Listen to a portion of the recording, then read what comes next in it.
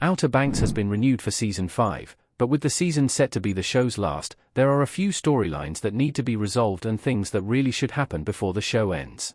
The series has taken treasure-hunting teenagers from the Carolinas to the Bahamas and Morocco and has been quite the adventure for 4 seasons already. With those adventures, however, come plenty of character teases and plot threads that are still dangling for the audience. In order to have a satisfying final season, there are a lot of things that fans, myself included, would like to see resolved before the final credits roll on the last episode. Though Netflix is considering a spin-off from Outer Banks, the show still needs to give the original characters the send-off they deserve. Justice for JJ. JJ's death is too significant to ignore for a teen adventure series. Outer Banks has had no shortage of death. Some of those deaths belong to characters the audience did not get to know as a jumping-off point for a mystery. Others, however, have been significant plot points, like the deaths of Sheriff Peterkin, Big John, Terrence, and Ward.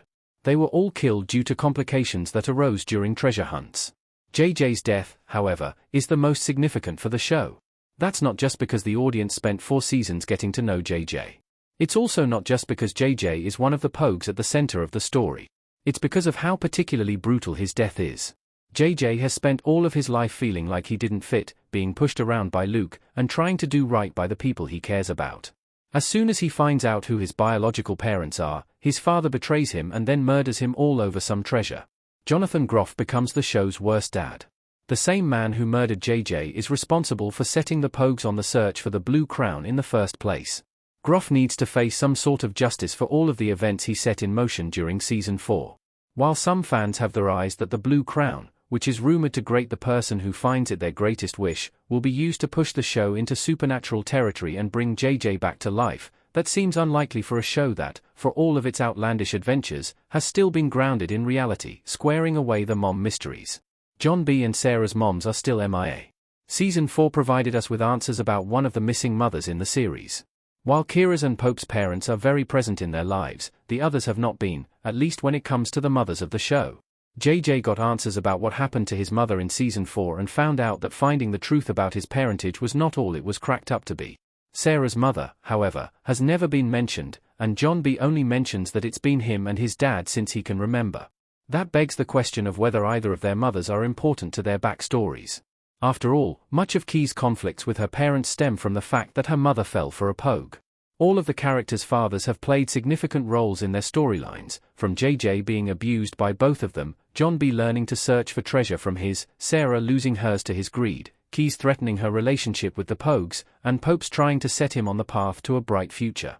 It's interesting that fathers play such a large role in the series, but for the most part, mothers are ignored.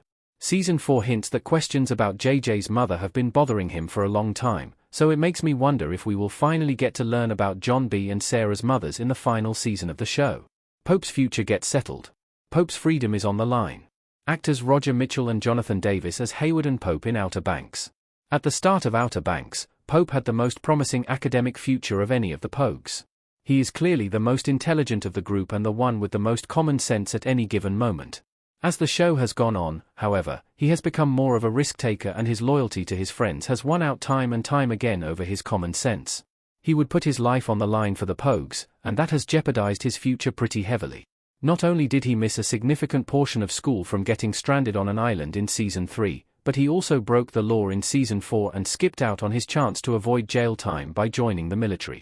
It's not entirely surprising that Pope would make those choices since, despite his love for the structure of academia and his love of learning, Pope does not appreciate it when others attempt to box him in.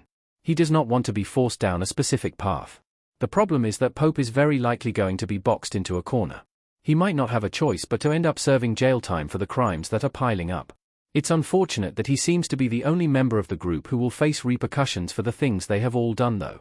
It would be nice for the final season of the show to give Pope some way out of his predicament, like studying a subject in a country that will not extradite him to the United States, for example, but that seems like too easy of a path for him. Pope is someone who has always taken responsibility for his actions, and even though the consequences might be unfair, the audience needs to see how Pope's future shakes out. Resolution for Rafe. Will he be punished for his crimes? If Pope's future has to be settled, so does Rafe. Rafe always seems to just squeak by and not pay for any of his bad deeds. Season 4 of Outer Banks appears to have started him on some sort of redemption arc. Rafe realizes that the only family he has a relationship with is Sarah, and he wants to make up for the hurt he has caused her. He also, of course, wants revenge on Groff for taking his money, so teaming up with the Pogues ends up being a win-win for him. Rafe, however, is a budding serial killer. He has very little impulse control, and his first impulse always seems to be to kill someone when something does not work out for him. He killed Peterkin in the first season, tried to kill Sarah multiple times, and is now bent on killing Groff. While the audience will easily forgive him if he manages to get to Groff, that does not discount his past behavior. He is a loose cannon that is always one spark away from going off. The show has to find a way to deal with that. Either Rafe manages to channel his impulses to become more like his father and hide them away, or he pays for his crimes, or he goes out in a blaze of glory saving his sister.